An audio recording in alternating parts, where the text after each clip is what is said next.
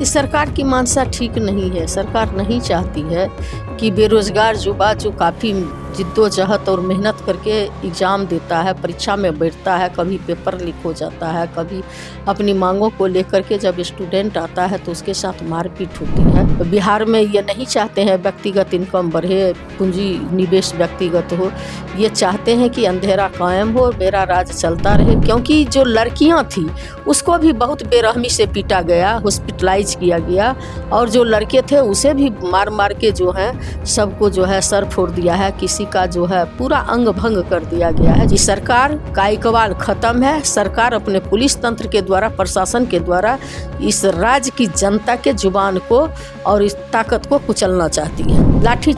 लाठीचार्ज सहेगा तब नौकरी मिलेगा, कहिए न। लाखों स्टूडेंट जमा हो जाएगा, क्या लाठीचार्ज होने के बाद ये नौकरी देंगे? है इनकी औकात? हम करने की मनसा रहेगी तब ना। ये लाठीचार्ज करने के बाद भी क्या नौकरी दे देंगे? इसकी गारंटी कौन करेगा? आप मीडिया वाले गारंटी करते हैं? बिहार ही नहीं, इस देश का सबसे प्रभावशाली युवा नेता है। सुमन मांझी के तरह हमारे आदरणीय नेता गिरगिराए चलते हैं क्या? सुमन मांझी को कहिए ना कि वही तेजस्वी प्रसाद यादव जी के यहाँ शरणागत होने के लिए आए, बाबू लालू प्रसाद यादव के यहाँ।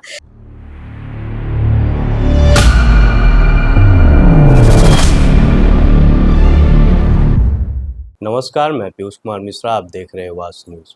हमारे साथ राजद के एमएलसी उर्मिला ठाकुर जी हैं। मैम, टीआरई 4 को लेकर मैम कल स्टूडेंट के साथ लाठीचार्ज कर दिया गया। इस सरकार की मानसा ठीक नहीं है। सरकार नहीं चाहती है कि बेरोजगार युवा जो काफ़ी जिद्दोजहद और मेहनत करके एग्ज़ाम देता है, परीक्षा में बैठता है, कभी पेपर लीक हो जाता है, कभी अपनी मांगों को लेकर के जब स्टूडेंट आता है तो उसके साथ मारपीट होती है। तो इस तरह का काम करने के लिए ही ये सरकार है। ये सरकार कभी भी नहीं चाहती है कि बिहार सुखी हो, बिहार के लोगों को, जो बिहार में जो बेरोजगारी है वो दूर हो, पलायन दूर हो। बिहार में ये नहीं चाहते हैं व्यक्तिगत इनकम बढ़े, पूंजी निवेश व्यक्तिगत हो।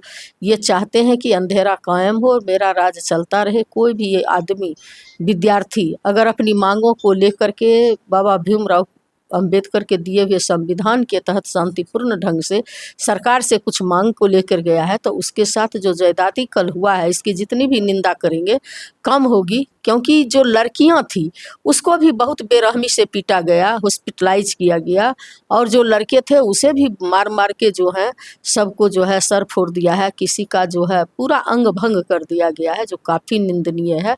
इससे साफ पता चलता है सरकार को जनता पर भरोसा नहीं, अपने अहंकार पर, और जो एन केन प्रकारेण षड्यंत्र के द्वारा, मशीन तंत्र के द्वारा, बेईमानी के द्वारा जो सत्ता में आए हैं, उन्हें जनता की परवाह नहीं, इन बेरोजगार युवाओं के मांग की परवाह नहीं है।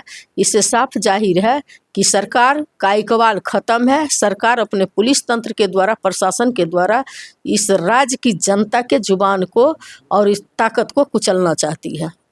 मैम, नौकरी चाहिए तो मैं तो पहले लाठीचार्ज सहना पड़ेगा तभी नौकरी मिलेगा। लाठीचार्ज सहेगा तब नौकरी मिलेगा, कहिए न। लाखों स्टूडेंट जमा हो जाएगा, क्या लाठीचार्ज होने के बाद ये नौकरी देंगे? है इनकी औकात? ये सब ढकोसला है। बिहार सरकार का इकबाल खत्म हो चुका है, खजाना खाली है, इसके पास कार्य करने की कोई नहीं है। एक सुई का फैक्ट्री में 20 साल में नहीं लगाया।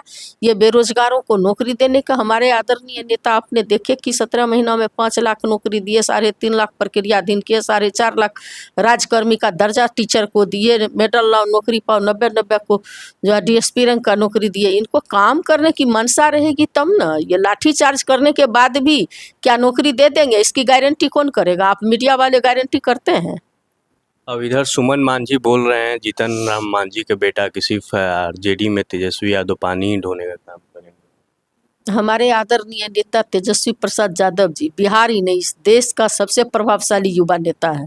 सुमन मांझी के तरह हमारे आदरणीय नेता गिरगिराए चलते हैं क्या? सुमन मांझी को कहिए ना कि वही तेजस्वी प्रसाद यादव जी के यहाँ शरणागत होने के लिए आए, बाबू लालू प्रसाद यादव के यहाँ। यही राष्ट्रीय जनता दल में वो आकर के एमएलसी बने प्रथम बार, और हमारे आदरणीय नेता को पानी तो निश्चित रूप से एक अकेला 100 पर भारी है। हमारे आदरणीय नेता निश्चित रूप से उन लोग को पानी पिला पिला के बुलवा रहे हैं कि पानी पी पी के बोल रहा है। ये हमारे आदरणीय नेता का ताकत है। वो जानते हैं कि हमारे आदरणीय नेता कभी सिद्धांत से समझौता नहीं किए हैं, उन लोग की तरह जयचंद नहीं बनते हैं, जनता जनार्दन के साथ धोखा नहीं करते हैं, उन्हें कोई अधिकार नहीं है। दलित नेता कहलाते हैं और दलित के ऊपर जुर्म होता है नहीं बोल रहे हैं। और बेरोजगार युवक जो अपनी मांगों को लेकर TR4 का विद्यार्थी जो आया मांगने के लिए अपनी मांगों को, उसको जिस तरह से बेरहम की तरह मारा गया, और इनको तेजस्वी प्रसाद यादव जी दिखाई पड़ते हैं। हमारे आदरणीय नेता का नाम ले बिना नाम लिए बगैर उनका राजनीति चलने वाली है। कौन पूछता है सुमन माझी किधर है? मंत्री बनने से क्या होगा? पहले लोग परिवारवाद पे आरोप लगाते थे, अब क्या बोलेंगे लोग परिवारवाद पे? इन लोग को बोलने का मुंह है क्या परिवारवाद? पूछिए ना, सुमन माझी कौन है? जीतन राम माझी जी पूर्व मुख्यमंत्री के बेटे हैं। नीतीश मिश्रा कौन है? जगन्नाथ मिश्रा पूर्व मुख्यमंत्री के बेटे हैं। ये दीपक प्रकाश कौन है? उपेंद्र कुशवाहा के बेटे हैं। सम्राट चौधरी जी कौन हैं? पूर्व मंत्री और सांसद शकुनी चौधरी जी के बेटे हैं। ये अशोक चौधरी कौन है? महावीर चौधरी जी के लड़के हैं। तो इन सारे लोगों को कुछ नहीं दिखाई पड़ता है, सिर्फ और सिर्फ तेजस्वी प्रसाद यादव जी दिखाई पड़ते हैं। निशांत कुमार कौन है? सब बिना चुनाव लड़े हुए, बिना जनता की अदालत में गए हुए मंत्री बन रहे, बेशरम है। ये लोग के यहाँ अब परिवारवाद पर बोलने का मुंह है इन लोग को। अगर बोलते हैं तो ये लोग बेशरम है।